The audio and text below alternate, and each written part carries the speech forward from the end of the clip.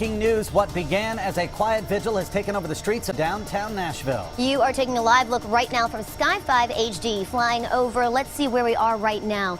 I-24, I believe, near LP Field. Now, the group has shut down part of the interstate tonight. Look at the traffic backed up there. And this is for the second time tonight. I think the Preds had a game going on downtown, and some of the fans there worried about getting out of the game. We can tell you, though, the crowd has grown smaller as the hours have gone by here tonight. This, of course, follows last night's grand jury decision in Missouri to not indict Officer Darren Wilson for the death of Michael Brown. And as we've been showing you all day long, people in several cities have taken to the streets and, yes, the interstates to protest. Again, the group here in Nashville is on the interstate once again this hour. Yeah, let's go right now to News Channel 5's Chris Cannon, who's been on the ground with demonstrators for about 3 hours now. Chris, the atmosphere out there, I imagine, is pretty tense at times, especially on a busy interstate, right?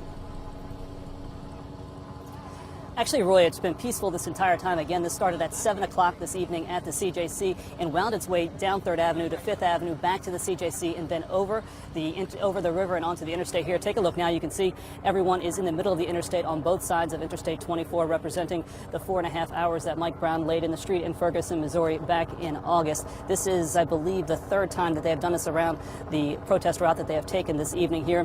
This group is much smaller. At one point, we estimate about 500 people were part of this protest as it wound its way through the streets of downtown Nashville. Around 9 o'clock at Shelby and Interstate Drive there by LP Field, they had one last time that they sat down as a full group, and then they made the decision to break up, and half of the group decided that it was time to leave, and the other half crossed back over the interstate and into the James Casey homes, the public housing just off the interstate in the East Nashville area. They marched through the Casey homes, then back onto Shelby Avenue, and then Shelby Avenue back down here onto the interstate here. We're right between the Shelby Avenue exit and the James Robertson exit. The interstate has been shut down now, this time for about 15 minutes, going on 20 minutes now that it has been shut down. And as you can imagine, that's causing a traffic backup with everyone trying to pass through the city at this time.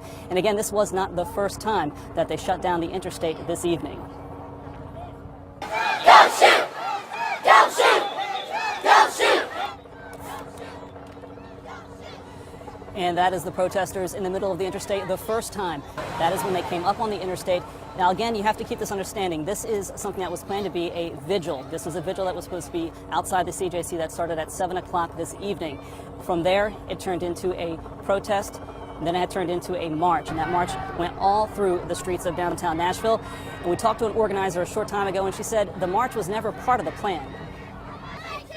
The intention was to do a candlelight vigil, but the organizers and myself, we realized that there could definitely be a chance people wanted to move and to express their feelings with their feet. So we did have this in mind, and we kind of just responded to the crowd and see where they were at, and we followed their lead. And you can see now the protest still on both sides of the interstate in between Shelby Avenue and James Robertson Parkway in East Nashville, just outside of LP Field. And you can also see the traffic. The traffic has been shut down now for about 20 minutes, and really those protesters came down the exit ramp, and police just stopped the traffic in time to let them get onto the interstate. Now, here's another thing we need to bring up. This entire time, Metro Police have just been there. They've just been watching. They were not aware of this was going to happen. They had no idea that this was going to take place all throughout the streets of downtown Nashville. The entire route, they followed these protesters quietly, watching what they did, shutting down streets as they went. And as you can see now, protesters are getting up after the 4.5 minutes that they did lay here on the interstate, representing the 4.5 hours that Mike Brown laid on the street in Ferguson, Missouri. What the next plan is here, no one knows. It really has been something that has been going as we move along here. That is when they make up what they're going to do. Again, the organizers didn't know it was going to be this long of a protest. The organizers didn't know it was going to go up on the interstate. But here we are on the interstate for the second time right now. They did know they were going to go live at 10 o'clock, and they did sit out here with the purpose of going live at 10 o'clock because they knew they would get this time on the news. But again, you can see Metro Police just standing there, calmly watching, keeping peace. Really has been a peaceful protest the entire time, with similar chants to this right now going on throughout the entire parade route. Again, this has been going on for the last 3 hours. Many of them holding flags, others holding posters, but most just chanting as they made their way through the streets of downtown Nashville. And you can hear them chanting now, "We are Mike Brown."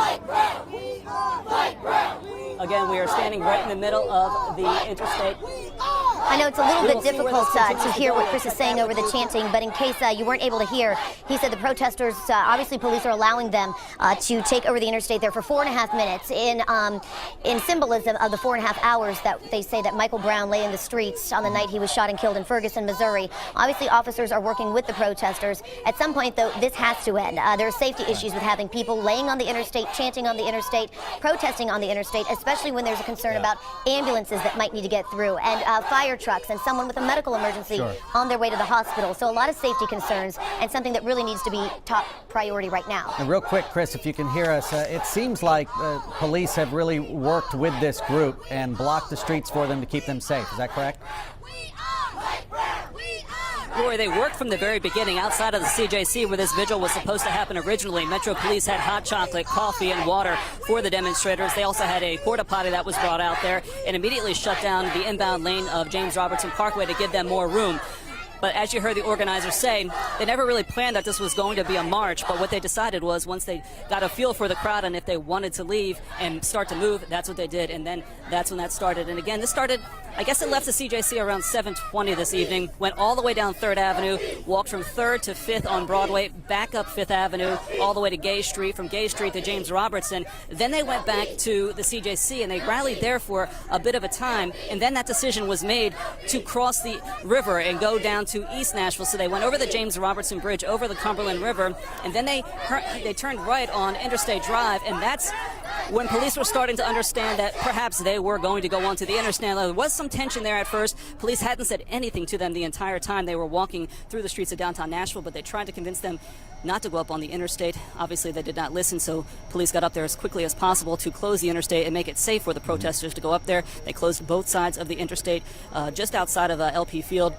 That lasted about 10 minutes. Then they walked down back to Shelby Avenue, up the on-ramp there, and then over to East Nashville, Rory.